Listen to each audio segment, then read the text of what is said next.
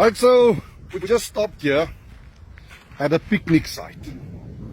And this is, the grass is cut like you can't believe. But what's the difference between this and South Africa? In South Africa, first of all, you can't stop at a picnic site. Point number one, in South Africa, you can't stop. And point number two, in South Africa, it's so dirty. It looks like rubbish dumps. There's a bottle here and there, but it has been cleaned. This is freshly been. So, I mean, this is impressive. Hierdie is impressive. Hierdie is. I mean, you can sit here, you can have a broodjie or a what. In South Africa, you can't even stop at these places. You'll get murdered, you'll get robbed, you'll get mugged, you'll get raped.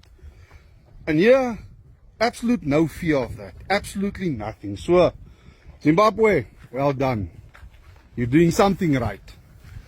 Might not do everything right, but the people that want to throw us with stones for promoting South Africa is the ones that live in a country where it doesn't look like this. So yeah, is julle impressed, boys? Heavy impressed.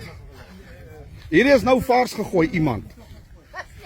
Ja, dis sy wat hierdie botteltjies gegooi het. Maar overall, man, what a beautiful, beautiful country.